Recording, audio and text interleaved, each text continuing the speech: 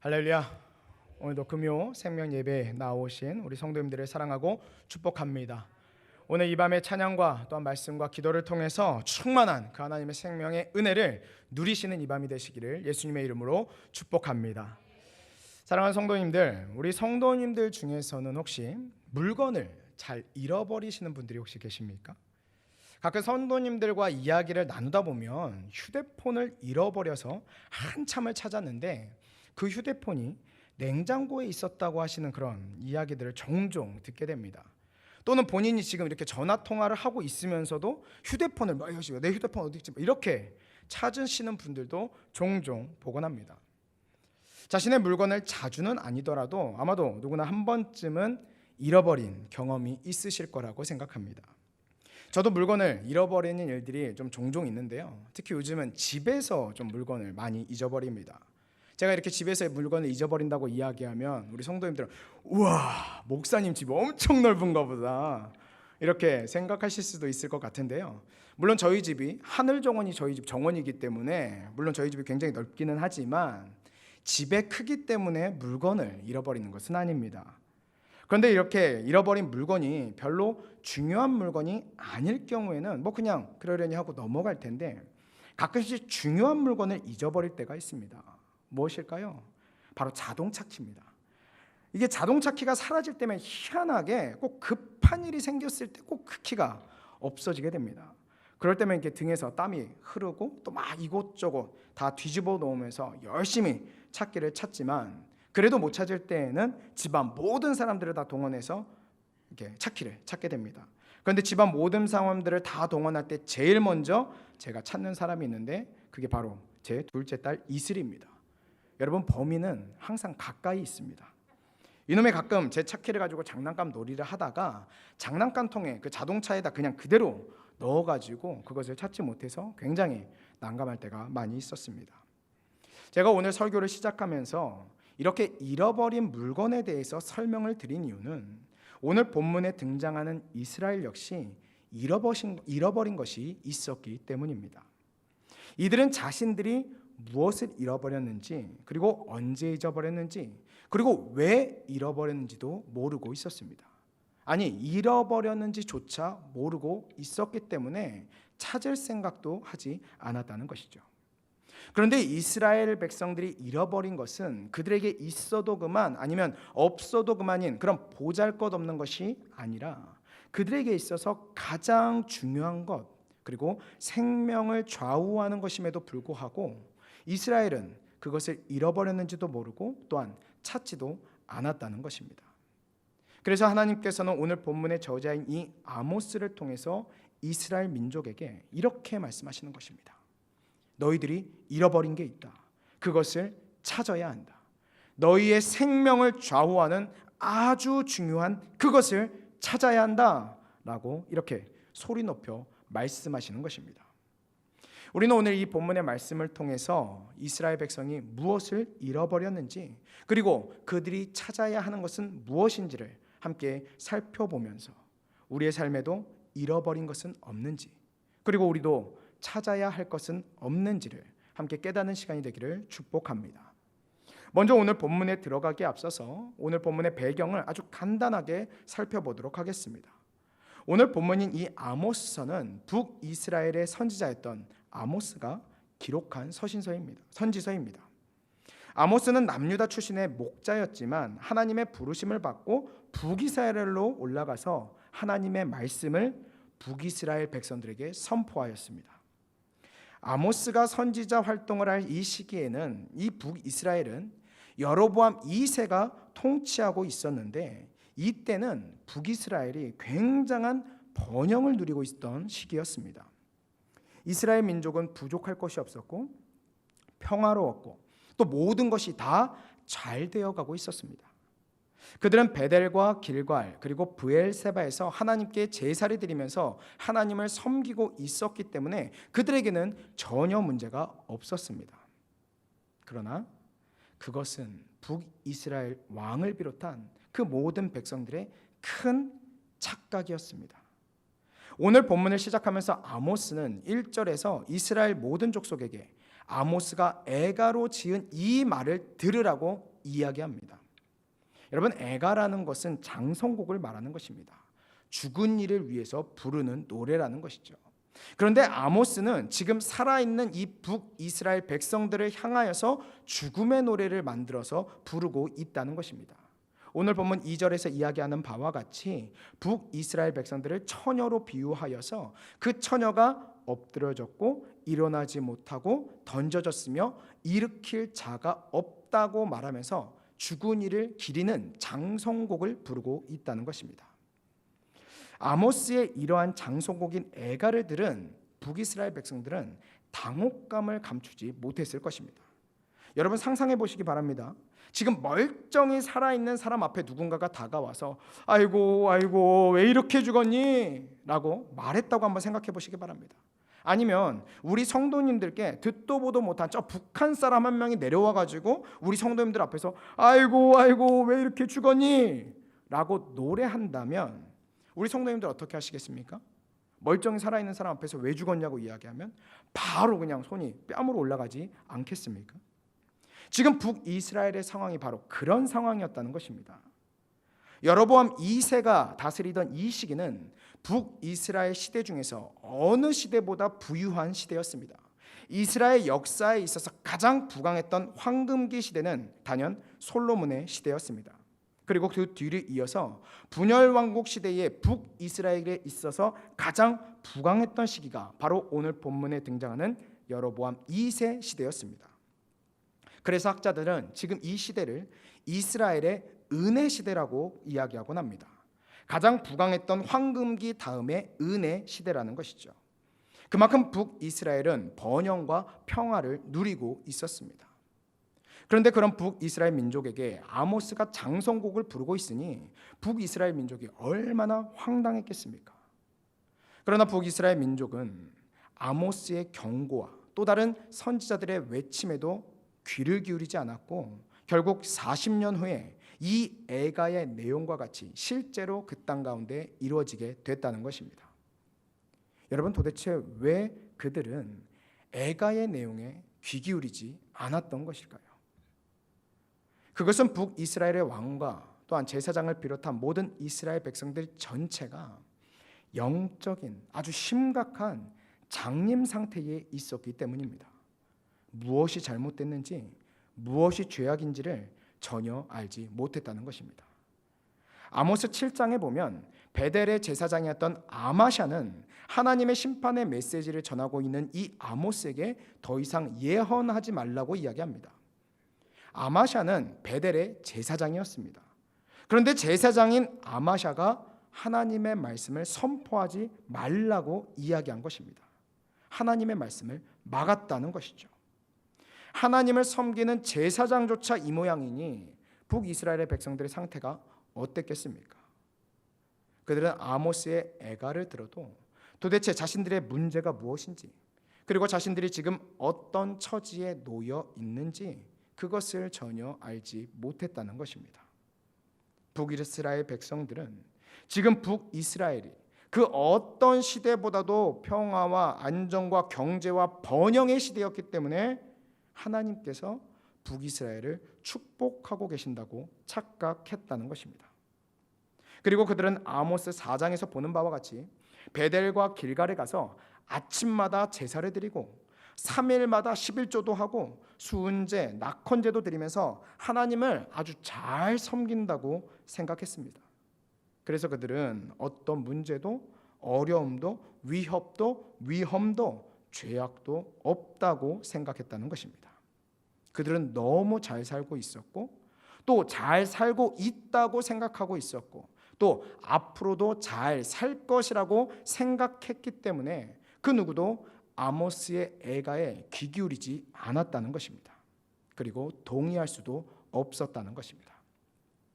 그러나 아모스는 그들에게 곧 심판이 닥칠 것이며 그 심판은 누구도 막을 수 없다라고 노래합니다. 이러한 아모스의 애가와 북이스라엘의 분위기를 조금 더 분명하게 우리 성도님들에게 어떻게 하면 전해드릴 수 있을까를 고민하던 중에 한 가지 사건을 떠올리게 됐습니다.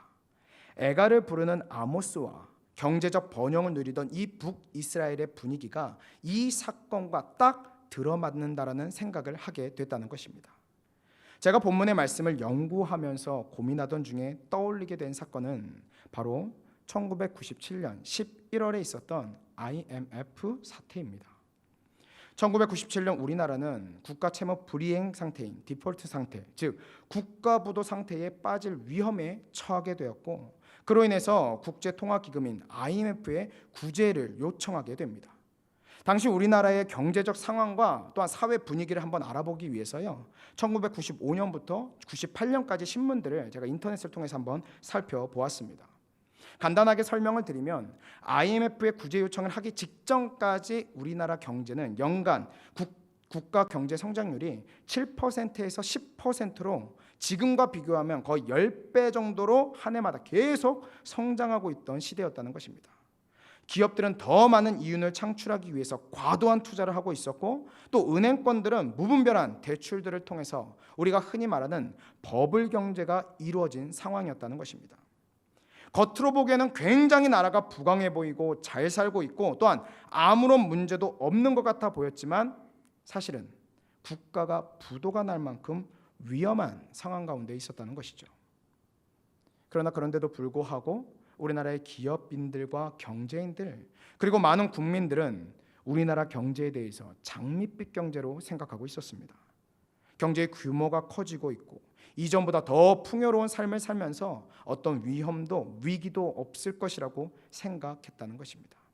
수차례 눈에 보여지는 경고의 메시지들이 있었는데, 그런 경고의 메시지들에 전혀 귀 기울이지 않았고 결국 국가적 위기에 처하게 됐다는 것이죠.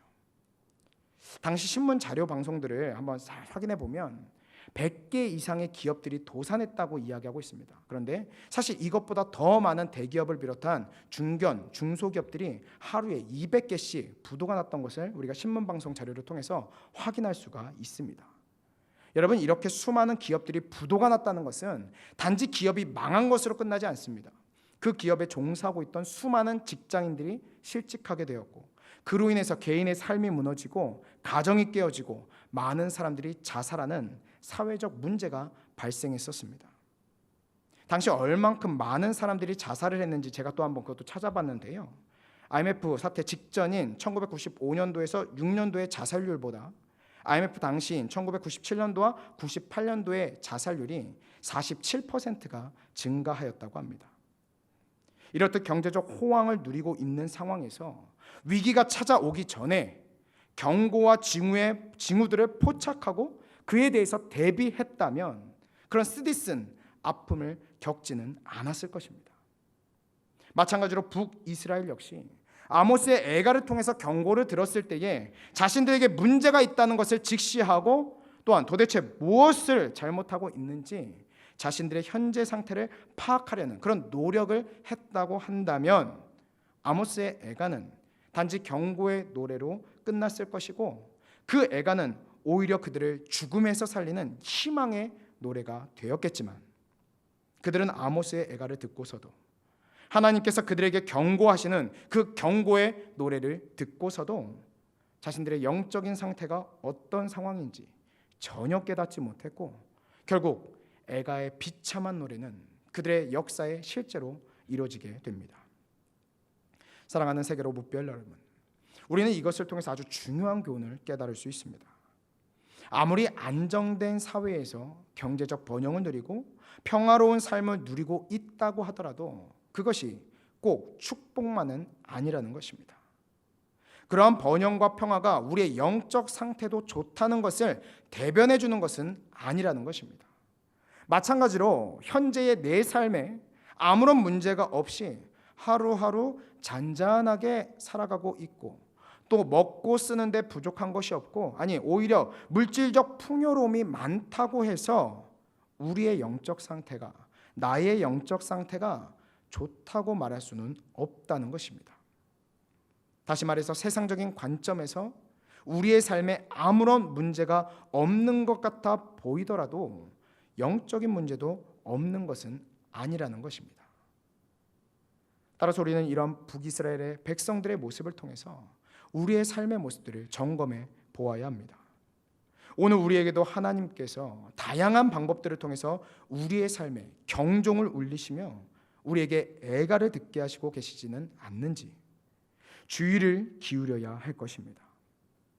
우리 역시 평온한 삶 속에서 또는 풍요로운 삶 속에서 적당히 신앙생활하면서 하나님과 좋은 관계를 맺고 하나님의 말씀대로 잘 살고 있다고 착각할 수도 있다는 것입니다. 물론 하나님의 말씀과 뜻대로 잘 살 때는 하나님께서 축복도 하시고 은혜도 주십니다. 평화와 안정과 번영을 주십니다. 하나님을 믿는 성도들에게 꼭 고난만 있어야 하고 늘 애통과 슬픔 가운데 살아야만 하는 것은 분명히 아닙니다. 그러나 하나님께서 주시는 축복과 은혜가 아님에도 불구하고 세상이 주는 유흥과 달콤한 유혹에 빠져서 하나님과의 관계가 멀어지고 하나님의 뜻대로 살지 않았음에도 불구하고 나는 잘 살고 있다. 나는 영적으로 아주 좋은 상태다. 나의 신앙에는 전혀 문제가 없다라고 하는 그런 영적인 착각, 영적인 교만을 할 수 있다는 것을 우리는 늘 경계해야 합니다. 그렇다면 이러한 영적인 착각에 빠지지 않기 위해서 우리는 어떻게 해야 될까요? 그렇죠. 하나님의 말씀을 기준으로 살아야 합니다. 매일매일 말씀을 읽으며 또한 말씀을 통해서 하나님의 뜻과 계획을 깨달아야 합니다. 그리고 예배와 기도의 삶을 통해서 나의 삶을 점검하고 수정하고 회개하는 가운데서 영적으로 늘 깨어 있어야 합니다. 제가 이렇게 말씀을 드리면 아마 예배를 드리신 우리 많은 성도님들 중에 저에게 이렇게 말씀하실 수도 있습니다. 목사님, 전 이미 그렇게 살고 있습니다. 목사님이 말씀하시는 거 이미 다 알고 있습니다. 그 정답 이미 알고 있는 답입니다. 라고 말씀하시는 성도님들이 계실 거라고 생각합니다. 감사합니다. 너무 잘하고 계십니다. 그런데 그럼에도 불구하고 우리가 이 시간 우리 스스로에게 이렇게 한번 질문해 보았으면 좋겠습니다. 나는 얼만큼 하나님을 만나고 있는가? 성경을 통독하면서 예배를 드리면서 그리고 기도를 하면서 또한 예수님의 말씀을 지키면서 얼만큼 하나님을 만나고 있는가? 아니, 지금 금요 생명 예배를 드리고 있는 지금 이 시간 나는 얼만큼 하나님을 만나고 있는가? 나는 하나님과 함께하고 있는가? 하나님의 말씀이 지금 들리는가? 나는 지금 예수님을 만나고 있는가? 그것을 우리 스스로에게 정직하게 한번 질문해 보았으면 좋겠습니다. 간절히 바라기는 우리 세계의 모든 성도들은 애가를 들어도 깨닫지 못하는 성도가 아니라 애가를 들을 때에 그 즉시 회개하고 하나님께로 돌아오는 성도님들이 되시기를 축복합니다. 그리고 더 나아가서 애가를 듣는 자가 아니라 오히려 하나님께 칭찬과 축복의 노래를 들을 수 있는 우리 성도님들이 되시기를 예수님의 이름으로 축복합니다. 마지막으로 하나님께서는 아모스를 통해서 북이스라엘 백성들에게 한 가지 명령을 내리십니다. 애가를 들은 북이스라엘 백성들이 취해야 할 행동을 구체적으로 가르쳐 주십니다. 그것이 얼마나 중요한지 하나님은 4절과 6절을 통해서 반복적으로 말씀하고 계십니다. 우리 4절과 6절 말씀을 한 번 더 읽도록 하겠습니다. 시작. 여호와께서 이스라엘 민족에게 이와 같이 말씀하시기를 너희는 나를 찾으라 그리하면 살리라. 너희는 여호와를 찾으라 그러하면 살리라. 그렇지 않으면 그가 불같이 요셉의 집에 임하여 멸하시리니 베델에서 그 불들을 끌 자가 없으리라. 아멘. 하나님께서 아모스를 통하여서 반복적으로 말씀하시는 것은 바로 여호와를 찾으라는 것입니다. 하나님께서는 애가의 노래를 들은 이 이스라엘 백성들이 지금 당장 해야 할 일은 여호와를 찾는 것이다 라고 말씀하셨다는 것입니다. 만약 여호와를 찾지 않으면 장성곡인 애가의 노래가 그들에게 이루어질 것이라고 분명하게 말씀하셨습니다. 여호와를 찾으면 살게 될 것이고 하나님은 분명히 그렇게 말씀하셨다는 것입니다. 이것을 통해서 우리가 깨달을 수 있는 것은 북이스라엘에게는 지금 여호와 하나님이 없다는 것을 알 수 있습니다. 그들의 중심에 그들의 삶에 하나님께서 계셨다면 더 이상 하나님을 찾을 필요가 없겠죠. 이미 계시니까. 그러나 그들에게 하나님이 없었기 때문에 하나님께서 그들과 함께하지 않으셨기 때문에 하나님께서는 그들에게 여호와를 찾으라고 명령하신 것입니다. 북이스라엘 백성들은 그들에게 하나님이 함께하신다라고 생각했습니다. 그래서 나라가 부강하고 번영하고 있다고 생각했습니다. 자신들은 베델과 길갈과 브엘세바에 가서 제사도 드리고 11조도 했기 때문에 그들은 자신들은 하나님을 찾았고 또한 하나님과 함께하고 있다라고 생각했다는 것이죠. 그러나 하나님은 그런 북이스라엘 백성들에게 베델로도 가지 말고 길갈로도 가지 말고 브엘세바로도 가지 말라고 말씀하셨습니다. 그들이 베델과 길갈로 가서 아침마다 희생 제사를 드려도 그것은 하나님을 찾는 행동이 아니라 오히려 죄를 더하는 행동이라고 아모스 4장 4절에서 말씀하십니다. 여러분, 하나님께서 왜 이렇게 말씀하셨을까요? 하나님은 왜 하나님을 찾아야 산다라고 말씀하셨을까요? 그것은 오늘 본문 이후에 기록된 북이스라엘 백성들의 삶을 보면 알 수 있습니다. 아모스 5장 7절 이하를 보게 되면 북이스라엘의 백성들의 이 죄악이 얼마나 관영하고 심각했는지를 알 수 있습니다. 정의와 공의는 다 버려졌고 학대와 뇌물이 판치는 사회였습니다. 개인뿐만 아니라 국가적으로도 모두가 죄악으로 가득 찬 사회였다는 것을 우리는 알 수 있습니다. 그러면서도 그들은 다듬은 돌로 집을 멋지게 건축하고 아름다운 포도원을 가꾸면서 살았습니다.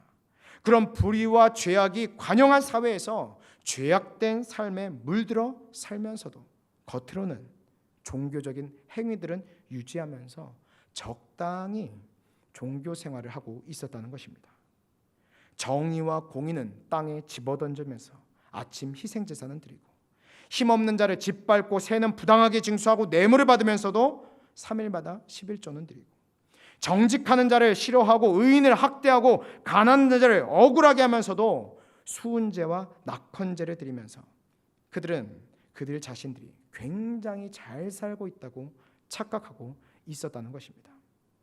하지만 하나님은 그들의 허물과 죄악의 무거움을 다 알고 계셨습니다. 그들에게 주어질 것은 멋진 집과 아름다운 포도원이 아니었습니다. 그들에게 주어지는 것은 무서운 심판이었습니다. 하나님의 그 진노와 심판은 누구도 막을 수 없습니다. 우리는 이러한 본문을 통해서 이들의 삶의 모습을 반면교사로 삼아야 합니다. 하나님은 우리에게도 동일하게 말씀하십니다. 지금 이 순간 우리에게 말씀하십니다. 너희는 나를 찾으라. 그리하면 살리라. 너희는 여호와를 찾으라. 그리하면 살리라. 사랑하는 성도 여러분, 우리는 이 밤 하나님을 찾아야 합니다. 그것만이 우리가 살 길입니다. 다른 어떤 것도 우리를 하나님의 진노와 하나님의 심판으로부터 구원할 수 없습니다. 현대의 시대가 아무리 이전보다 문명이 발달하고 과학과 의료가 발달했다고 하더라도 보이지 않는 작은 바이러스 하나에도 지금까지 이룩한 모든 것이 속절없이 무너지는 것을 우리는 지금 뼈저리게 경험하고 있습니다. 그 어떤 것도 우리를 지켜줄 수 없습니다. 그 어떤 것도 우리의 생명을 보장할 수 없습니다. 그 어떤 것도 하나님의 심판을 막을 수도 피할 수도 없습니다. 지금은 노후를 생각하면서 다듬은 돌로 멋진 집을 지을 때가 아닙니다. 지금은 즐거운 삶을 위해서 아름다운 포도원을 가꿀 때가 아닙니다. 멋진 집이 아름다운 포도원이 우리에게 생명을 주는 것이 결코 아닙니다. 우리가 오직 살 수 있는 유일한 길은 하나님을 찾는 것입니다. 하나님을 찾을 때, 여호와를 찾을 때 우리는 살 수 있습니다. 여러분, 여호와를 찾는다는 것이 어떤 의미입니까? 찾는다는 것은 적극적이고 구체적인 행동입니다. 대충 훑어보는 것으로 행동으로 찾는다고 이야기하지 않습니다. 팔을 걷어붙이고 온 신경을 집중해서 기억을 더듬고 집 이곳저곳을 누비면서 냉장고도 열어보고 옷장도 열어보고 침대도 뒤집어보고 하면서 다급한 심정으로 반드시 찾겠다는 일념으로 없으면 안 된다는 그런 간절함의 행동과 구체적인 행동들로 우리는 하나님을 찾아야 된다는 것입니다. 아모스는 북이스라엘 백성들의 근본적인 문제가 이 땅에, 즉 북이스라엘 백성들의 삶에 말씀의 기근이 임해서 그들이 하나님을 잊어버렸다라고 아모스 8장 11절에서 선포합니다. 사랑하는 세계로 묵별 여러분, 하나님을 찾는다는 것은 그냥 적당히 하루 성경 3장 읽고 기도 5분 하고 예배에 나와서 앉아있다 가는 것으로 하나님을 찾는다라고 말할 수 없습니다. 매일매일 하나님의 말씀을 더 많이, 더 깊이 묵상하면서 그 말씀을 붙잡고 새벽이나 밤이나 낮이나 계속 기도하면서 하나님의 뜻을 찾아야 합니다. 하나님의 말씀을 들어야 합니다. 그리고 예배의 자리에 나와서도 우리 자신을 산 제물로 드리듯이 마음과 목숨과 뜻과 정성을 다하여서 하나님을 예배해야 합니다. 찬송을 부를 때에도 목이 터져라 부르고 말씀을 들을 때에도 하나도 놓치지 않겠다라는, 내 마음판에 새기겠다라는 그런 각오로 들은 말씀을, 깨달은 말씀을 우리의 삶에 반드시 실천하면서 그렇게 하나님의 말씀대로 사는 것이 바로 하나님을 찾는 것이라는 것입니다. 그러한 삶이 우리에게 있어야 할 것입니다. 그렇게 간절하게 하나님을 찾을 때 그것만이 우리의 살 길임을 잊지 않는 우리 세계롭고 모든 성도님들 되시기를 예수님의 이름으로 축복합니다. 너희는 나를 찾으라, 그리하면 살리라. 오늘 이 말씀을 붙잡고 이 시간 함께 기도하기를 원합니다.